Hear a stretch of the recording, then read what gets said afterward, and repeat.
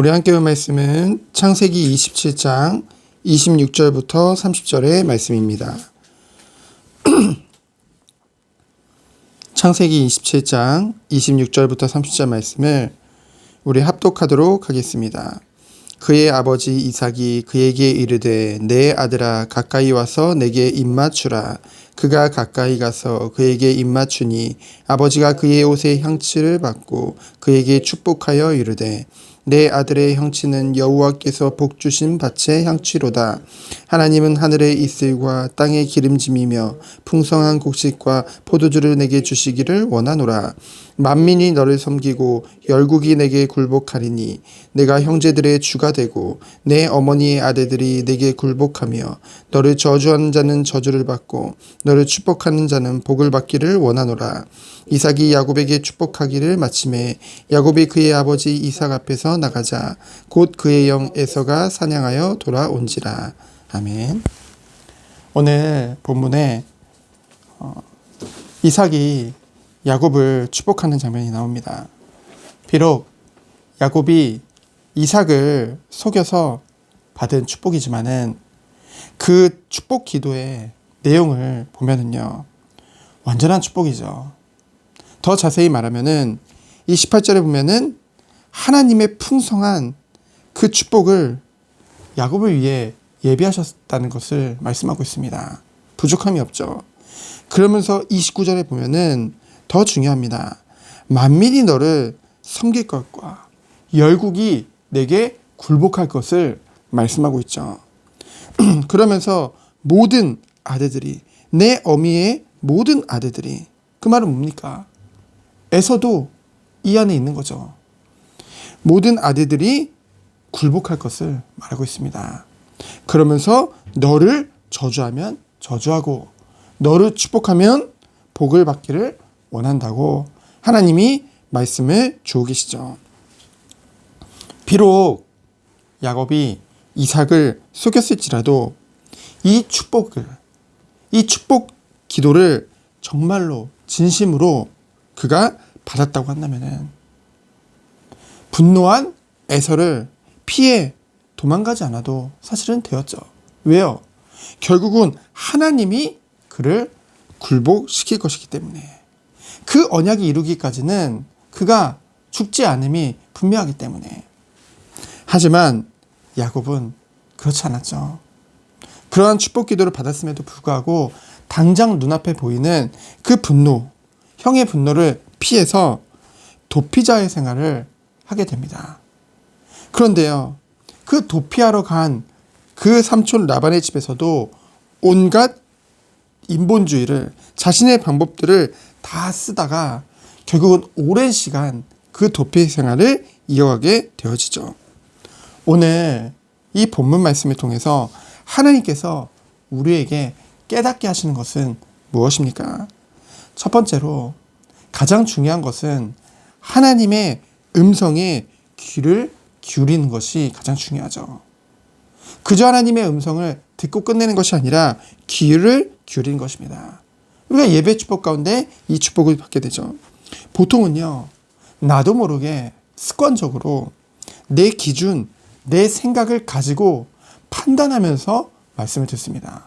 여러분, 우리를 판단하시는 것은 하나님이시지 우리가 하나님의 말씀을 판단하는 게 아니거든요. 근데요, 은혜 되는 거, 은혜 안 되는 거, 그런 것을 구분하면서 듣는다니까요. 하나님의 말씀은 그대로 하나님의 말씀으로 받으면 되는 겁니다. 그 중심을 가지고 들으면 되는 거죠. 그리고요, 두 번째로는 그것을 가볍게 여기지 말고 하나님의 말씀과 하나님의 언약을 가볍게 여기는 것이 아니라 깊이 묵상하는 시간을 갖는 것입니다. 그리고 그것을 묵상해서 그냥 은혜에서 끝내는 것이 아니라 우리의 삶에 그대로 적용하는 것이죠. 오랜 시간 걸리지 않거든요.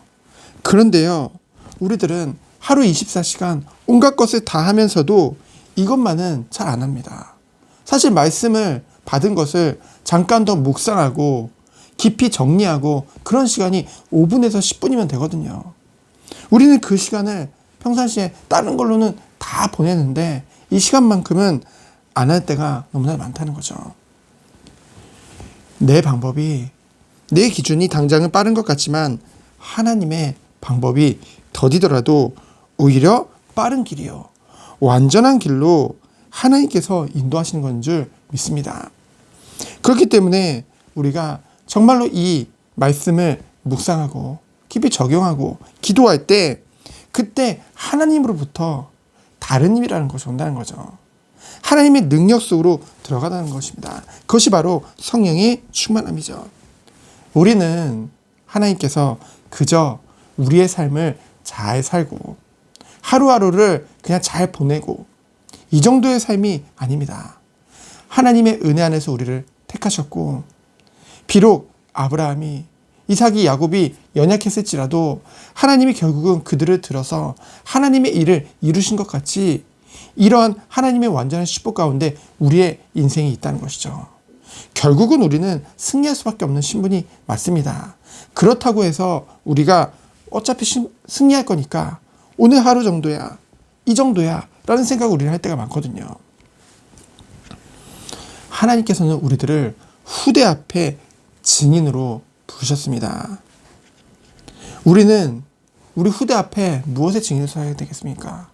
빠른 길을 알려줘야 되겠습니까? 아니면 더디더라도 하나님의 완전하신 그 방법대로 그 길의 증인으로 서야 되겠습니까? 당연히 더디더라도, 세상적으로는 더디어 보이지만은 더욱더 완전하고 빠른 그 축복 가운데로 우리 렘넌트들이 갈 수 있도록 길을 열어줘야겠죠. 그래서 우리들은요, 후대에게 강요하기 전에 내가 먼저 이 축복 속에 들어가야 될 줄 믿습니다. 그것이 더 빠른 방법이에요. 내 후대를 변화시키기 이전에 내가 먼저 변하는 것이 더 빠른 길이라는 거죠. 하나님은 완전한 그리스도의 반석 위에 나를 세우셨습니다. 그리고 하나님께서는 성령의 인도라는 완전한 방법 가운데로 우리를 인도하고 계시죠. 분명합니다. 그렇다고 한다면 우리가 지금 이 시간, 오늘 어떤 축복을 누려야 되겠습니까?